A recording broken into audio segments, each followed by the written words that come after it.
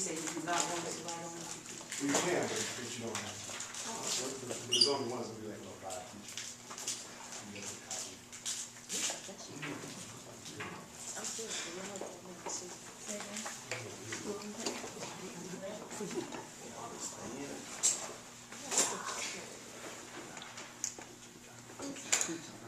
Let us pray. We thank you now, God, for this day, for this moment, for this hour. God, right now we ask that you just come into this place. I ask that you remove any nerves that may be. We ask that you just to continue to give us strength and continue to give us power. We ask it all in your darling son, in Jesus' name we pray. And the people of God say amen. Amen. Amen.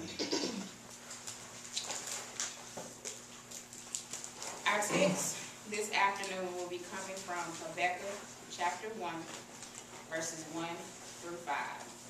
Habakkuk chapter 1, verses 1 through 5. And it reads, the prophecy that Habakkuk and the prophet received. How long, Lord, must I call for help, but you do not listen? Or cry out to you violence, but you do not save? Why do you make me look at injustice? Why do you tolerate wrongdoing? Destruction and violence are before me. There is strife and conflict abounds. Therefore the law is paralyzed and justice never prevails. The wicked hemmed in the righteousness so that justice is perverted. Look at the nations and watch and be utterly amazed. For I'm going to do something in your days that you would not believe, even if we were told. The title of this sermon is, What's Going On? Beloved, have you ever felt that everything in your life seems to all go wrong at the same time? Some days you just can't win for losing, and all you can do is throw up your hands and ask the question, what's going on? In 1971, singer-songwriter Marvin Gaye penned the words, Mother, mother, there's too many of you crying. Brother, brother, there's far too many of you dying. You know we've got to find a way to bring some love in here today. What's going on? Marvin penned this song because of the inequality and injustices that were surrounding him. Just like Marvin in the text, Habakkuk is asking God, what's going on? Habakkuk, who's a contemporary of the prophet Jeremiah, and Jeremiah had already prophesied that there was about to be destruction in the land. The Babylonians were going to invade the land. The temple was going to be destroyed, and they were going to be taken into captivity. Habakkuk's language indicates that he is praying for God to do something. In verses 2 and 3, Habakkuk asks, how long must I cry and you don't listen? Or cry out to violence, but you don't save? He's asking God, how long can you allow injustices to go on, and God, you just sit idly by? In Sanford, Florida, a young man is walking home from the corner store with simply a pack of Skittles and an iced tea. Yeah. Before he can make it home, his life is taken because to another person, he looks suspicious. We will never know if he was destined to become Trayvon Martin, Esquire, and now a year since his tragic death, his killer goes free. God, what's going on?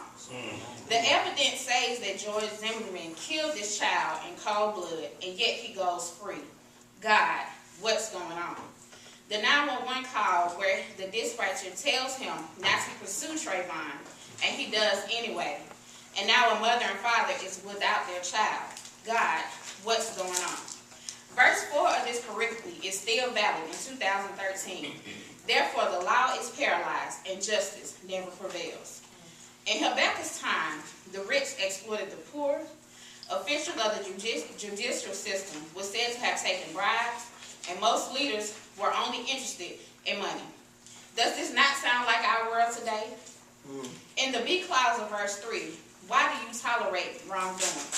Just like Habakkuk, we are crying out to God, what's going on? In verse 2, the first cry is simply a call for help because times have become difficult and yes, even dangerous. The second cry in the verse is a voice being disturbed and distressed. In December of 2012, our nation cried out after a gunman walks into a school, opens fire, and takes the lives of innocent children and teachers. And all the news report says is that evil has visited our town. Why is God allowing children to go to school and not return home? God, what's going on? Even this week in Sparks, Nevada, a middle school student opens fire, killing a math teacher and wounding 2 other students, then turning the gun on himself. God, what's going on? Habakkuk says, destruction and violence are before me. Just like in verse 2, our cries right now are filled with despair and distress. In verse 4, Habakkuk continues his dialogue with God. He continues to emphasize the problems that he sees, and he's still wondering why God has not answered him. Here we see Habakkuk is asking God for clarity. Habakkuk is not questioning God's ability. He just wants to get a better understanding. Even Jesus, while nailed to a cross, asked for clarity and understanding when he asked, my God, why have you forsaken me? Even here at the ITC, we're asking and seeking God for clarity. God, I have 1 paper in 1 class, and I'm trying to study for the GRE, and I still have no clue what is going to come next after May 10, 2014.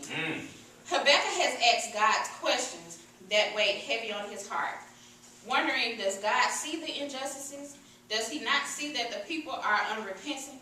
How long would this continue? Will wrong prevail? Habakkuk, like us, can only see the events of the world through our perspective, but God always sees and always knows. In Psalm 139, David declares that God knows our down sitting and our uprising, and our thoughts are far off. We also understand that God knows the number of hairs on our head, and if a sparrow falls from the sky, God knows.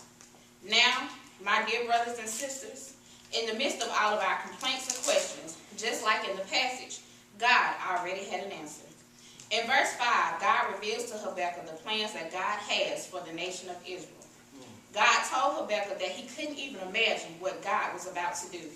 Beloved, God has not forgotten about us, and we should brace ourselves for what God is about to do. God is about to blow our minds and take us to heights and places that we could ever imagine. God has promised us things are about to change. Just like the songwriter says, it's been a long time coming, but I know a change is going to come. God is already moving some things, and we might not be able to see it, but a change is on the way.